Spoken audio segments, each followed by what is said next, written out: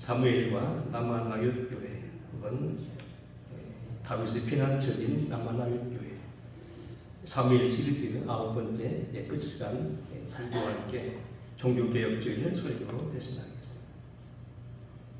세계 최대의 주간지요 신문지였던 뉴욕타임즈가 20세기 최고의 선교사로 선정했던 스탠리 존스라고는 감리교 선교사는 그가 인도에서 66년간을 사역하면서 첫 번째 쓴 책이 원탁의 그리스도라고는 그런 책입니다. 그는 그 원탁의 그리스도에서 말하기를 과거 교회사에 있었던 많은 교회들이 훌륭한 점도 있었지만 그들 역시 여러 가지 한계와 약점들을 가지고 있었다. 모범적인 교회임에도 불구하고 완전한 교회는 하나도 없었다는 이야기입니다. 초대교회는 유대주의에 머물렀고 로마 교회는 교권과 권위에 머물렀으며 영국 교회는 국가 권력과 권위에 야합했으며 독일 교회는 신학과 사변의 논리에 머물렀고 현대 우리가 살고 있는 교회는 인간의 공리와 복지에 등 세속적인 욕구에 머물러 있다. 이렇게 표현하고 있습니다. 우리가 이게 참 중요한 이유니까 한번 좀 풀어서 설명하겠습니다. 초대교회는 알다시피 예루살렘 모교회입니다. 유대주의에 머물러 있었다는 겁니다. 베드로와 요한, 야고보, 그 위에 또 야고보 장로가 주축되었던 예루살렘 모교회, 주님이 직접 세우셨고 주님이 계셨던 그 교회, 예수님이 십자가와 부활을 간증했고 믿음으로 살아갔던 따끈따끈한 어머니 교회. 근데 그 교회도 분파가 있었지만 더 나은 것은 뭐냐? 그들은 유대인에게만 구원이 있다고 믿고 한동안 복음의 전파를 거부했다는 이야기입니다. 로마 교회는 알다시피 심한 핍박을 받았고 그 어려움 중에서도 잘 견뎌냈습니다. 무엇보다도 그들은 카타콤의 죽음을 헤매면서도 핍박을 당하면서 무수히 순교하면서도 교리를 지켜왔습니다. 그 가운데도 교리를 지켜오고 훌륭하게 믿음을 받들어서 전파한 그러한 세계적인 교회로 뻗치게 한 교회가 로마 교회. 그런데 주후 330년 콘스탄티누스 대제 이후로 핍박이 사라진 이후에 교회는 큰 영광을 누리며 정치적으로 큰 이런 권세를 빠지게 됐는데 그 교권주의에 빠지게 되었다는 거예요. 그래서 역시 교황을 중심으로 했던 베드로를 정통으로 한다는 그런 이름을 가지고 많은 오류를 남기고 많은 사람들 종교재판 내몰고 하는 그러한 마녀사냥에 있던 그런 교회가 바로 로마 교회였다. 영국 교회는 역시 국가적인 권력과 야합에 노출됐다는 그런 교회라는 얘기입니다. 대영 제국과 함께 크게 번창했던 영국 교회의 큰 풍성을 누리고 한때는 세계 최강의 국가의 교회로서 큰 세력을 힘내겠죠. 그 시작부터가 그가 새롭게 된 것은 헨리 8세의 어떤 가정적인 욕심, 혹은 개인적인 욕심 때문에 시작한 그런 출발부터가 좀 불안정했고 한때는 청교도나 요한 실레에 비롯한 많은 사람들이 참신함을 보이고 있지만 큰 틀에서 그들도 역시 국가 권력에 야합하는 그러한 교회 모습을 보였다는 겁니다. 독일 교회는 신학과 사변에 머물러 있었습니다. 독일을 가리켜 철학의 나라라고 말합니다. 많은 철학자, 많은 사변가들이 독일에 있었습니다. 그런데 이 교회가 큰 두각을 누리면서 신성 로마 제국을 중심으로 해서 뻗어나갈 때 성령의 능력도 있었지만 나중에는 그 모습이 전부 사변으로 흘러가서 신학화를 하게 되면서 정부 박식하지만 사변적이고 철학적이고 성경을 난구질하고 소위 신신학이라고 하는 그런 비판 속에서 복음을 멀리하게 된다는 겁니다. 이러한 교회의 모습은 결국 논리와 사변에 사로잡혀서 영혼을 사단에게 내어주고 성경을 무시하며 철학으로 복음을 해석하려고 하는 그런 우를 범했다. 현대적인 교회는 어떠한 얘기입니다. 현대는 우리가 알다시피 과학의 발달과 문화의 어떤 그런 상승으로 인하여서 많은 풍요를 누려보고 그리고 오늘 자유와 정치학 때문에 많은 축복을 누리게 됩니다만 점점 오늘날 교회는 복음의 순수성을 내리기보다는 인간이 비율을 맞추는 교회가 되었다는 얘기입니다. 교회의 순수성, 복음의 순수성, 말씀의 순수성을 하기보다는 대중적이고 사람을 끌어모으기에 아니면 인간의 비율을 맞추는 복지나 이런 곳에만 머물러 있는 교회라는 얘기입니다. 교회에서 복지를 소홀히 하거나 인간을 소홀히 한다는 얘기는 해서는 안 된다는 해서는 해야 된다는 얘기는 아닙니다. 그러나 문제는 뭐냐면 성경에는 가장 무엇보다도 바로 예수 그리스도의 죽으심과 하나님의 나라에 대한 것을 전해야 되는데 언제부턴가 현대 교회는 지옥과 천국이 사라지고 인간들만 난무하는 인간적인 집단으로, 공리 집단으로, 복지 집단으로 인간이 새로운 바벨탑의 속물로 우리를 전락되고 말았다는 얘기입니다. 하나님의 영광을 위해서 일해야 될 교회가 하나님의 교회를 완전히 쓰지 못하고 불완전했다는 그러한 증거입니다. 문제는 오늘 우리가 오늘 이 종교개혁주의를 맞이해서 종교개혁에 대해서는 여러분들 주고 간지에 그 무슨 영향, 그 발달, 그 발전, 그 결과에 대해서 다 나왔습니다만 오늘 우리는 한번 생각해 봅시다. 종교개혁은 결국은 교회론입니다. 오늘날 교회가 어떠해야 되느냐, 그 교회 속에서 우리의 신앙의 모습은 어떠해야 되냐는 얘기입니다. 이 주일 우리는 마침 사무엘 설교를 오늘로 매듭을 짓고 이제 성탄절도 준비해야 되고 매듭을 짓고 끝마집을 띄고 또 다시 종교개혁 주일 돼서 오늘 이 말씀을 남한할 교회로 대신하려고 합니다. 남한할 것은 사무엘이 고향입니다. 그가 어쩌면 세운 교회라고 하는 말은 나와 있지만 그가 오늘 본문에 보게 되면 사무엘이 수장으로 쓰는 거 보게 되면 어쩌면 그 교회는 사무엘이 세운 교회고 사무엘 중심된 교회라기도 조금 더 손색이 없는 그런 해석인데 이 교회가 오늘도 비교적 하나님의 뜻에 합당한 교회였다는 겁니다. 선지자들을 세우고 그 가운데 학교를 세우는 그런 것까지 감안하면 교육이 있던 교회이고 나름대로 훌륭한 교회였다. 완벽한 교회는 없다고 말하지만 오늘 여기 남한할 교회를 통하여서 오늘 몇 가지 오늘 우리 교회는 어떻게 해야 됩니까? 종교개혁주일 518주년 맞이해서 또 사무엘 설교를 마지막 하면서 사무엘이 중심이 됐던 남한할 교회에 대해서 공부합니다. 첫째로 이 남한할 교회는 무엇보다 우리가 첫눈에 딱 보게 되는 겁니까? 환난을 타고 찢기고 상한 사람이 피난처가 된 그런 교회의 모습입니다. 오늘 18절 이렇게 말합니다.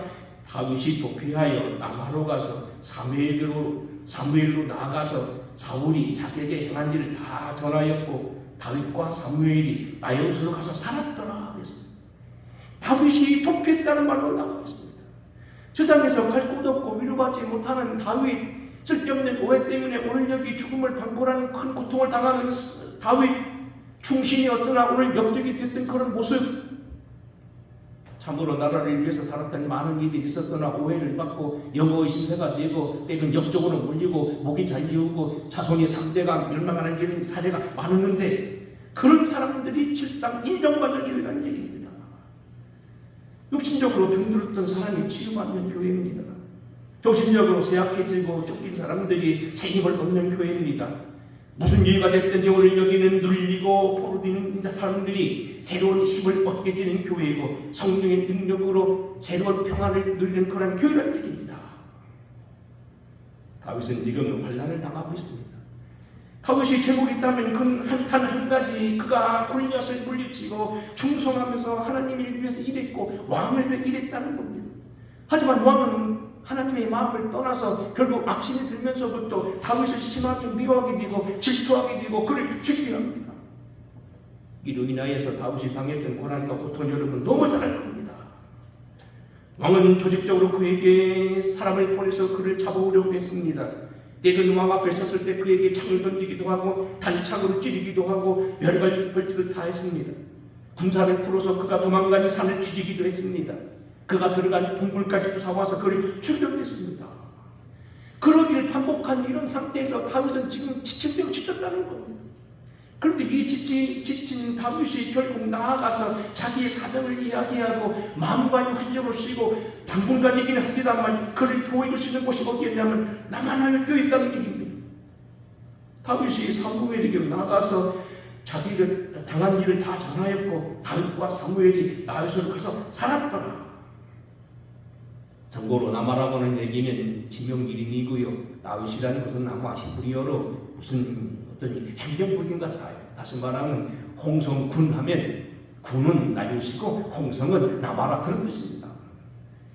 결국 이 나마라고 하는 이름이 성경에 여러 나와 있습니다만 어쨌든 이런 거냐면 역사적인 그 드보라의 고향이고 선지자 사울로 알려져 있는 그러한 에브라임 산중에 있는 한 성읍인데 이 성읍에 결국은 사무엘이 세운 교회가 있어 그 부서로 가서 그가 피하고 거기서 평분간 동안 그의 영혼이 하나님 앞에서 힘을 얻었다는 겁니다. 어떤 교회가 되어야 되느냐? 일단은 환난을 넘어야 된다는 얘기입니다. 문턱이 낮은 교회입니다. 평안을 누리는 교회입니다. 환난을 당하거나 버림을 받고 공감을 당한 사람들이 힘을 얻는 교회입니다. 인생의 저주나 고통스러운 삶이 정말고 힘들고 어려워도 이곳에 쉴 수 있는 곳이 되어야 돼요. 오늘 없는 얘기를 하겠습니다. 전국 시절에 갑자기 교회들이 한 지방이 되는 상당히 큰 지방에 있었어요. 56개 교회인데 그 중에 한 목사님이 제안합니다. 우리가 공주에 있는 교회들인데 부여까지 합하면 58개 교회 멀리 떼건 1시간 이상씩 와서 회의를 하는데 회의만 하지 말고 밥만 먹고 헤어지지 말고 물론 나름대로 안건도 있지만 공부하자. 그래서 대전에 교회로 큰 교회 몇천 명 모이는 교회에 홍하무개 목사님이라는 걸 불렀습니다. 장로교 목사님이셨습니다. 저희들이 그래서 듣는데 그분이 갑자기 이런 얘기합니다. 당신이 어떻게 해서 교회가 부흥되고 3천 명이라는 큰 교회에 모이게 되었느냐. 개척한 교회인데 하나님이 축복하셨다는 겁니다. 근데 갑자기 그분이 그럽니다. 목사님은 내 관상을 받으세요. 아니 목사가 지금 강요다 말고 설교다 말고 관상을 받으려면 교회를 띵거리 쳐다봅니다. 사실 나는 옛날에 홍씨의 가문의 5형제 중에서 셋째 아들인데 나는 정말로 많은 사람들이 볼 때 자기를 운이 없다고 얘기했다는 겁니다. 자기 집에 오는 사람이 중이요, 무당이요, 아니면 지나가는 사람이요, 힘들는 사람이요, 아니면 무슨 관상 보는 사람이요, 촉도 보는 사람이요, 백번백중 이 집에 셋째 아들 아무개는 복이 없는 사람이라고 생활 양식을 팔아놓고 먹을 그러한 운명이 아니라고 했다. 그러니 지금 내가 잘 된다 해도 이것이 상당히 우울한 판에 정신을 실이 그 소식을 들었고 계속 그런 소식을 들으니 얼마나 화가 났겠냐는 얘기입니다. 근데 어느 날 갑자기 우연한 기회가 있어서 자기 친구 옆을 따라서 토요일 날 교회를 가게 돼서 그것이 인연이 돼서 그때부터 예수를 믿었는데 열심히 기도했는데 지금은 3,000명이 모이는 교회였다요. 제가 나중에 대전에 부목사를 하러 가게 돼서 그 교회를 다시 한번 물어봤어요. 이웃에 사는 분께 잘 여쭤봤는데 그분이 젊어서는 그렇게 했다가 나중에 노년에 쪽박을 친 거 아닌가 그랬더니요. 이것도 그러더라고. 아니요. 그 교회요. 목사님 아들이 미국에서 목회하고 들어왔는데 지금은 7,000명이 모여. 여러분 이제 무슨 얘기가 있냐면 이런 얘기입니다. 세상에서 저주를 받고 누구에게 인연 받지 못하고 소위 우리의 미래를 점친다는 사람들이 볼 때도 그 사람은 아무것도 아닌 생활 양식을 팔아놓지 못하고 먹을 그러한 비운의 운명이라 예수 안에서 팔자가 바뀐다는 얘기입니다. 좋은 얘기가 되는지 모르겠습니다만 일단 뭡니까? 피난처인 교회입니다. 성경에 의하면 다윗을 비롯한 많은 사람들이 하나님 앞에서의 모든 것을 피난처로 표현했습니다. 사무엘하 22장 3절입니다. 내가 피할 나의 반석의 하나님이시여 나의 방패시여 나의 구원의 뿌리여 나의 높은 망대시여 그에게 피할 나의 피난처시여 나의 구원자시라 나를 폭력에서 구원하셨도다. 다윗이 말년에 그의 임종을 바라보는 가운데 인생을 정리하며 지은 시편입니다. 사무엘 24장이 마지막 장이고 결국 열왕기상 2장에 지금 2장에 임종하고 죽습니다. 맨 마지막에 그 인생을 노란 장면입니다. 주님은 나의 피할 바위요 나의 피난처요 구원자요 폭력에서 건졌다고 말합니다. 시편 14편 6절입니다. 다 다윗의 찬송입니다. 너희가 가난한 자의 계획을 부끄럽게 하나 오직 여호와는 그의 피난처가 되시도다. 너희가 가난한 사람을 우습게 보지만 하나님은 그의 피난처가 되십니다. 만군의 여호와께서 우리와 함께 계시니 야곱의 하나님은 우리 피난처시도다. 59장 16절입니다. 나는 주님의 힘을 노래하며 아침에 주의 인자심을 높이 부르리니 주는 나의 요새시며 나의 환난 날에 피난처가 되심이니이다. 61편 3절입니다. 주는 나의 피난처시요 원수를 피하는 견고한 망대심이니이다. 62편 7절입니다. 나의 구원과 영광이 하나님께 있으며 내 힘의 반석과 피난처도 하나님께 있도다. 여러분, 오늘도 뭐 어떤 분이 감옥에 있는 분이 유림의 은혜를 받고서 불렀던 찬송 옆에 있는 교도관이 썼다고 그러는데, 그분이 보니까 이 시편을 많이 외우고 있다고 그러는데요. 그가 나를 푸른 기상에 누이시며 쉴만한 물가로 인도하시는도다. 내 영혼을 주생시키시며 자기 이름을 의의 길로 인도하시는도다. 주께서 내 원수의 목전에서 내게 상을 차려주시고 기름을 내 머리에 부으셨으니 내 단이 넘치나이다. 내 평생에 선하신 것 인자하심이 정녕 나를 따르니 내가 여호와의 저의 영원히 살리로다. 오늘 우리가 잘 아는 그러한 여기 하나님의 나의 피난처가 되어주시고 아이의 목자가 되어주셔서 내게 부족함이 없다. 여보를 아이고 어떤 노라고 했는데 이 말은 무슨 얘기냐면 내게 부족함이 더 이상 없다는 겁니다. 더 이상 바랄 것이 없다는 얘기입니다. 우리 주님 예수께서도 당신을 피난처로 직접 말씀하셨습니다. 마태복음 11장 28절입니다. 수고하고 무거운 짐진 자들아 다 내게로 오라. 내가 너희를 쉬게 하리라. 나는 마음이 온유하고 겸손하니 나의 멍에를 메고 내게 배우라. 그리하면 너희가 쉼을 얻으리니 이는 내 멍에는 쉽고 내 짐은 가벼움을 하시느라. 비록 우리가 주님을 믿으면 멍에를 메지요. 욕도 못하는 걸 사실, 싸움도 사실 못하는 거 아닙니까? 물론 해야 될 때는 논리적인 주장을 해야 되겠지만 사실 일단은 시시겁적으로 싸움에 끼어야 되면 안 되잖아요. 11조를 해야 되고 교회를 다녀야 되고 주일날 지켜야 되고 그런 멍에도 있습니다. 하지만 그건 비교관계는 축복을 우리에게 주신다는 겁니다. 고라자서는 시편 46편에 말합니다. 하나님은 우리 피난처요 힘이시니 환난 중에 만날 도움이 있도다. 우리가 환난을 끝없이 만나잖아요. 환난 없는 이들이 있나요? 세상의 역대의 왕들도 세상의 그 유명한 광개토왕도요 매번 죽음의 기회를 다핀다는 것, 세종대왕도요 왕으로 됐어도요 신하들이 그를 폐위하려고 한글을 한다는 것 때문에요 당시 명나라에 고발해가지고 그걸 왕위를 폐지하려는 것도 많이 나와 있습니다. 음악가요 지휘자요 학자로 알려진 다윗의 아삽 이렇게 이 노래합니다. 하나님께 가까이 하면 내게 복이라. 내가 주 하나님을 나의 피난처로 삼아 주의 모든 행사를 전파하리로다. 91편 2절입니다. 내가 여호와를 가리켜 말하기를 저는 나의 피난처요 나의 요새여 나의 의리하는 하나님이라 하리니. 이사야서, 에레미야서, 요엘서 전부 말하는 겁니다. 예수님께서 말합니다. 시편 요한복음 14장 20절입니다. 평안을 끼치노니 내가 주는 평안은 세상의 평안을 갖지 않다는 겁니다. 마음에 근심하지도 말고 염려하지 말라는 겁니다. 믿음으로 견디면 끝까지 가면 승리한다는 얘기입니다. 우리 교회가 어떤 교회가 돼야 되고 어떤 교회가 좋은 교회냐, 1차적으로 우리는 피난처인 교회가 되어야 된다는 얘기예요. 주님께서 최후의 만찬을 마시시고 최후의 유언과도 같은 십자가를 눈앞에 두고 이렇게 말씀하셨습니다. 내 안에서 평안을 누리게 하려 함이니 세상에서는 너희가 환난을 당하라. 담대하라. 내가 세상을 이기었노라. 세상에서는 너희가 환난을 당하지만 담대하라. 내가 세상을 이겼다. 내게 그 어려움이 없었던 건 아니고 환난이 없었던 건 아니고 내게 십자가 눈앞에 있지만 나는 세상을 이긴 거다. 부활 이후에 주님 마찬가지입니다. 또 이전에도 마찬가지입니다. 마태복음 10장에 보게 되면 우리들을 보내면 뭐라고 말씀했습니까?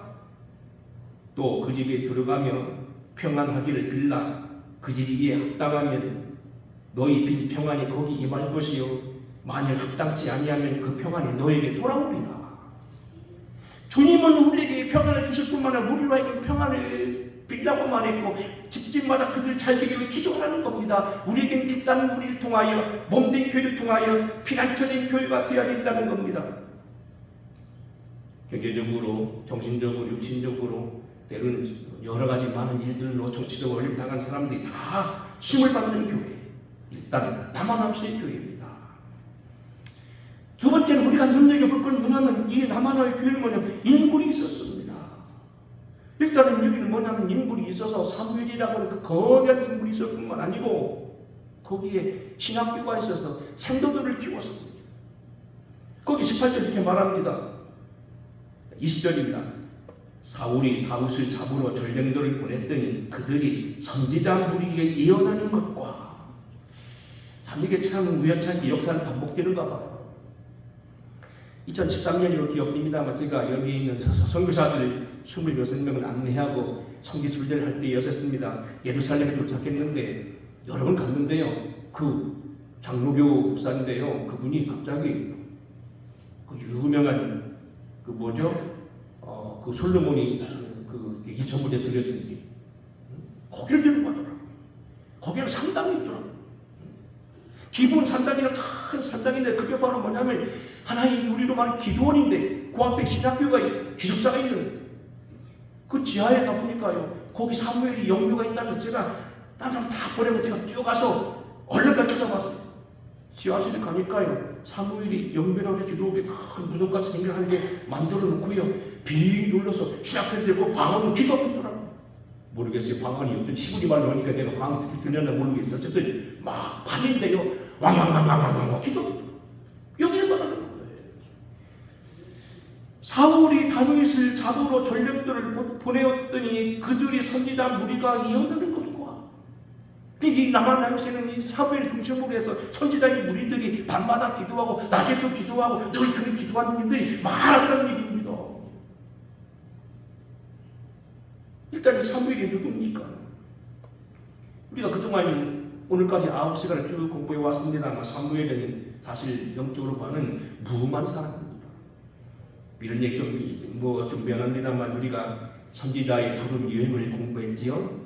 선지자 중에는 가문에 부분 간 사람도 있고 나쁜 짓 한 사람도 많이 있다가 다 깨달은 사람도 있지만 사무엘은 어려서부터 성대를 큰 사람, 무음한 사람이에요.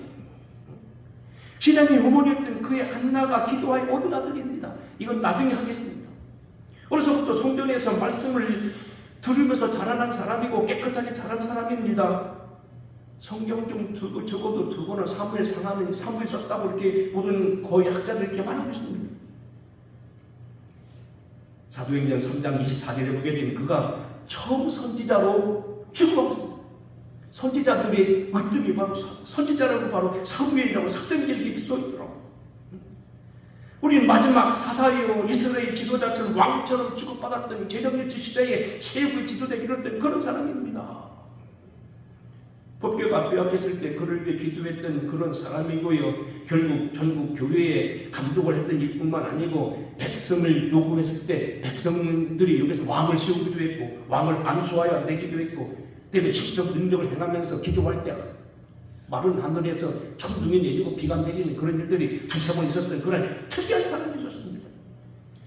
우리는 이 사무엘의 사람은 당대에 정말로 누구하고 비교할 수 없는 그러한 훌륭한 인재였다.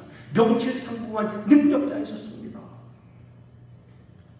문제는 그뿐만 아니고 그가 자기의 어떤 경건, 자기의 어떤 능력, 자기의 권능에 머무른 게 아니고 훌륭한 인재들을 키웠다는 거예요. 성도들을 키우고 선지자들을 키웠다는 거예요.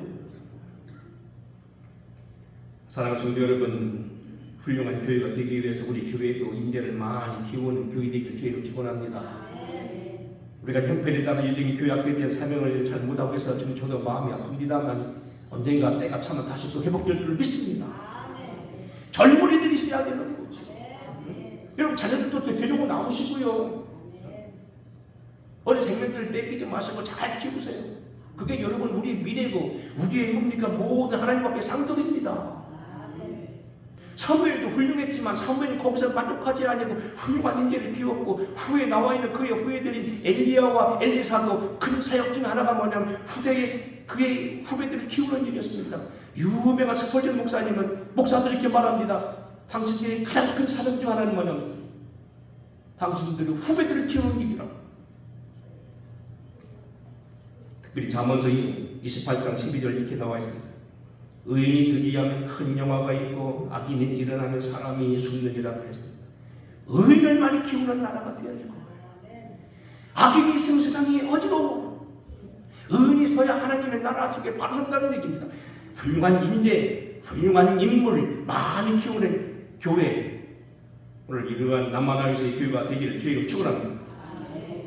끝으로 말씀드린다면 성령이 각본적 역사하는 교회. 오늘 좀 같이 읽어보겠습니다. 19절 읽어보겠습니다. 19절부터 23절 내리 있습니다. 19절부터 시작. 어떤 사람이 사울에게 전하이르되 다윗이 남아 다윗에 있더이다. 다윗을 잡으러 전령들을 보냈다. 그들이 선지자 무리가 예언하는 것과 사무엘이 그들의 수령으로 선 것을 볼 때 하나님의 영이 사울의 전령들에게 임함에 그들도 예언을 한지라. 어떤 사람이 그것을 사울에게 알림에 사울이 다른 전령들을 보냈더니 그들도 예언을 했으므로 사울이 세 번째 다시 전령을 보냈더니 그들도 예언을 한지라. 이에 사울도 라마로 가서 세구에 있는 큰 우물에 도착하여 물어 이르되 사무엘과 다윗이 어디 있느냐. 어떤 사람이 이르되 남아 나요시 있나이다. 사무엘이 남아 나요시로 가니라. 하나님의 영이 그에게도 임하시니 그가 남아 나요시에 이리까지 걸어가며 예언을 하였으며 한 것까지 있습니다. 사울이요 다윗을 잡으러 가다가 결국 사람이 들으니까 남아 나요시에 있다는 말을 듣고 사람을 보냅니다. 다시 말하면 체포대를 보내는 거예요. 첫 번째 가도요 하목차사요 안 오는 거예요. 이유는 뭐냐면 성령이 임해서 예언하는 거예요. 오지를 않는 거예요. 두 번째 사람들 보내는 또 안 오는 거예요. 세 번을 보내는데 안 오는 거예요. 결국 어떻게 합니까? 사울이 직접 쫓아갑니다. 여러분들 뭔 짓 하는지 모르겠다고 화가 나가지고 직접 쫓아가는데 웬걸? 남아나요새 갈 때 하나님의 영이 임하시니 그도 예언을 하고 그도 성령이 붙들렸다는 거예요. 그래서 맨 마지막 절 보면 여기 이런 얘기 나오죠. 그가 또 그의 옷을 벗고 사무엘 앞에서 예언을 하면 하루 밤낮을 벗은 몸으로 누웠더라. 그러므로 속담에 이르기를 사울도 선지당에 있느냐 하더라. 보냄을 받은 그런 시겁한 사람들도 물론 예언을 뿐만 아니라 악의 대명사인 사울조차도 성령의 감동을 받게 되니까 그가 그런 속된 얘기를 꼭 보내졌다는 겁니다. 그리고 그 악한 마음을 내버리고 하나님은 예정됐다는 겁니다. 성령이 역사하는 곳에 있으면 그렇다는 겁니다. 자, 여러분 하나님의 성령의 역사가 감동적으로 역사하는 교회가 남아나요서의 교회였다는 거지요. 남아나요서의 교회는 성령의 강권 역사하는 교회, 결국 사도행전에 있는 초대교회, 또 사도행 19장에 나오는 에베소 교회, 안디옥 교회 이런 교회들이 모습이었어요. 성경에 의하면 물론 남아나 교회 이외에도 모범적 교회들이 많이 있습니다. 예루살렘 모 교회 말씀 그대로 베드로의 신앙 고백에 서 있는 교회죠. 내가 이 반석 위에 내 교회를 세우리니 내가 음부의 권세를 이기지 못한 땅에서 매면 하늘에서 매고 땅에서 풀면 하늘에서 풀리리라. 천국 열쇠를 받은 교회입니다. 그러니까 열두 사도가 중심된 초대교회 그들은 사도의 가르침을 받아 서로 교제하고 떡을 떼며 날마다 모여서 기도를 힘쓰는데 같은 표적이 나타나고 서로 재산을 팔아서 나눠줬다. 원체 공산 사이에 있던 그런 교회 모습. 안디옥 교회 스데반의 일로 인하여 피난을 당한 사람들이 모여서 세운 교회 바나바가 있었고 다윗이 있었고 바울이 있었고 하나님 말 특별히 보냄을 받은 다윗이 선교사로 파송되는 교회. 그런가 하면요 여러분 사도행전 19장에 보게 되면 사도 바울이 3년 동안 집중해 기도하다가 큰 은혜와 능력 끼쳤던 에베소 교회도 있습니다. 많은 사람들이 와서 자복하여 행한 일을 알리며 또 마술을 행하던 이들도 그 책을 모아가지고 와서 모든 사람 앞에서 불사르니 이와 같이 주의 말씀이 힘이 있어 흥황하여 세력을 얻으니라고 했습니다. 세력을 얻은 교회. 물론 그 외에도 우리가 비교적 충성했던 많은 교회들이 있었습니다. 일단은 소문난 교회였습니다. 우리가 너희 모두로 말미암아 항상 하나님께 감사하며 기도할 때마다 너희를 기억하며 너희 믿음의 역사와 사랑의 수고와 우리 주 예수 그리스도의 소망의 인내를 위하여 우리 하나님 아버지 앞에 끊임없이 기억하노니 내가 너희 소문이 들었는데 너희가 믿음 가운데 거하고 사랑의 수고를 하고 소망의 인내를 가져서 핍박 중에도 끝까지 잘 믿는다. 데살로니가 교회들 축복입니다. 역사적으로도 그런 양심을 이룬 교회들 많이 있었죠. 잠깐만 종교개혁이 당시 교회, 조매실대의 교회, 청교도들의 교회, 그리고 믿음의 십자가를 지었던 소수 교파들 중에서도 모라비아 교도들 나름대로 열심히 일했던 사람들입니다. 우리는 이런 교회의 모습들을 완벽히는 않지만 좋은 것들을 우리는 본받아야 된다는 겁니다. 조나단 에드워드 이후로 아레이 토레이와 무디 이후에 최고의 봉사했던 빌리그람 목사님, 유명한 목사님이 얼마 전에 세상을 떠난 걸로 알고 있는데, 우리나라 6.25 때 이분이 메가더 장군을 다 붙이고 당시 트루먼 대통령을 다 붙여서 빨리 6.25 때 미군이 파견됐다는 거. 이승만 대통령이요, 저기 메가더하고 메가더가 뭐 빌리그람한테 얘기하면서 한국은 그냥 두면 안 된다고, 거기는 민년 사람이 10만이나 된다고, 기독교인 나라한테 그냥 두면 안 된다고. 빌리그람 목사님 그때부터 이분과 얘기를 있더라고. 근데 그 빌리그람 목사님이 한 얘기입니다. 그리스도의 사역에 참여하는 우리를 모두는 우리가 초자연적인 세력과 권세들과 전투를 해야만 한다는 사실을 끊임없이 인식해야만 한다. 영적 사역에 참여하는 우리를 모두는 사람들이 귀신에 들릴 수도 있고 귀신에게 시달리고 지배받을 수 있다는 사실을 분명히 알아야만 한다. 더욱 많은 목사들이 이처럼 끔찍하게 귀신에 들린 사람을 구출하기 위해서 하나님의 권능을 사용하는 방법을 배워야 할 것이다. 결국 피난처인 교회라는 것은요, 남한하우스의 교회처럼 단순하게 그냥 이름만 가리키는 정도가 아니고 능력이 있어서 귀신을 제압할 수 있는 능력 있는 교회가 되어야 된다는 거예요. 숫자가 문제가 아니라 귀신들이 붙어있는 영들이 떠나가면서 저들 불린 것들이 다 떠나가면서 말씀 그대로 하나님의 영이 임함으로 해방을 선포하는 그런 교회, 구원을 선포하는 교회, 쉼을 선포하는 교회, 노임을 선포하는 교회가 되어야 된다는 거예요. 교사적으로 사변적이고 철학적인 그런 독일이지만 때로는 이런 훌륭한 인재도 있습니다. 관우 목사님이 쓴 성경 공부라는 책에 거기 서론에 나온 책이 있어요. 그 책에 나오는 독일에서 자란 볼프강 징존이라는 사람이 있습니다. 그분이 그 나름대로 은혜를 받고서 가정교회에 대한 책이 있는데 오늘 좀 이 글을 좀 읽어드리고 끝내겠습니다. 나는 어느 곳에서나 교회를 볼 수 있는 기독교 국가 독일에서 성장하기 때문에 예수님이 시작하신 공동체를 보면서 또 신약 성경의 교회에 대해 말씀하시면서 읽으면서 교회는 분명 사람들을 흥분시키는 뭔가 특별한 것이 있다고 느꼈다. 그러나 나는 그게 무엇인지 정확하게 짚어낼 수가 없었다. 많은 친구들, 동료들과 더불어 나는 하나, 둘, 셋처럼 단순한 그러한 역동적인 공동체, 온 세상과 이웃을 뒤집어 놓을 수 있는 폭발력을 가진 그런 공동체를 꿈꿨다. 하나님이 고안하신 공동체로서 영생이라는 하나님의 선물을 가진 교회, 서로 제자가 되게 하고 예수님의 살아 서로의 삶 속에서 깊이 스며들게 하는 교회, 은혜를 경험하고 주의 맛을 함께 나누는 교회, 사랑과 웃음이 넘치는 교회, 제 용서와 감격과 재미가 있는 교회, 성령의 능력과 배움을 위한 자료들이 있는 그런 교회 말이다. 안 될 것도 없지 않는가? 막대한 돈과 능수한 말솜씨, 통제와 조정이 필요 없는 교회, 능력 있고 은사 충만한 영웅들이 없어도 살아 역사하는 교회, 그 본질에 있어 종교적이지 않은 교회, 사람들을 복음의 핵심으로 인도하여 전율케 하고 엄청난 기쁨과 경외감이 하늘말을 잊게 만드는 교회, 우리에게 삶의 도를 단순하게 명료하게 가르치는 교회, 그런 교회는 메시지를 가지고 있을 뿐만 아니라 그 자체가 메시지가 된다. 이런 교회는 아무도 막을 수 없는 바이러스처럼 번져서 그것을 닫는 모든 것을 전염시키시고 궁극적으로 하나님의 영광과 하나님을 아는 지식을 온 땅을 덮는다. 나머지는 여러분들 그 주보 사이에 또는 긴 글이니까 그대로 원문 넣었으니까 그대로 읽어보시기 바랍니다. 내가 꿈꾸는 교회는 조직적이기보다는 유기적이고 형식적이기보다는 관계적인 영적 확대 가족과 같은 것이다. 이 교회는 어떤 환난과 핍박에도 무너지지 않는 구조를 가지고 있다. 이 교회는 눈물을 통해 성숙하고 핍박 가운데서 성장하고 물속에 잠긴 것 같을 때도 숨을 쉬고 카펫 아래서도 성장한다.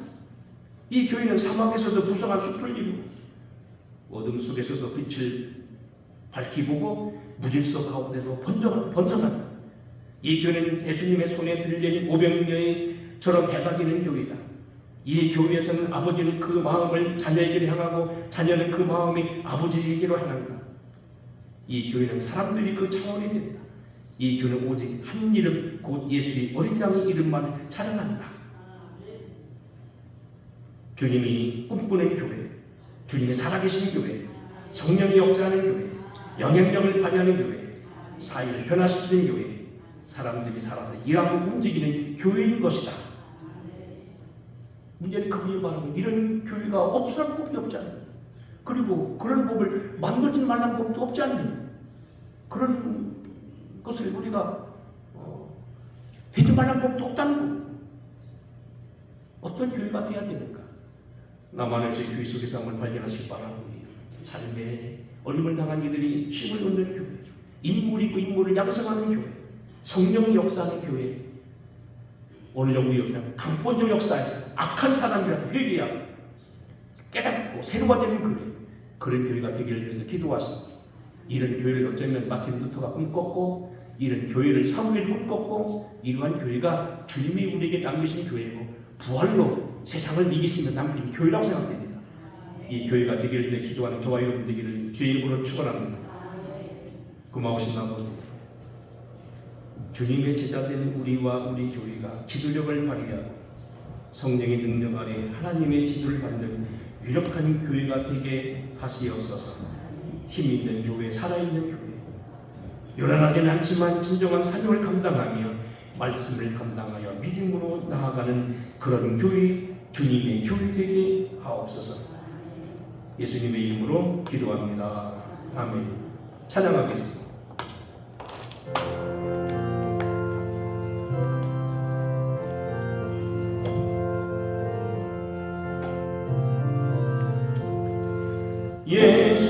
예수님은 누구신가?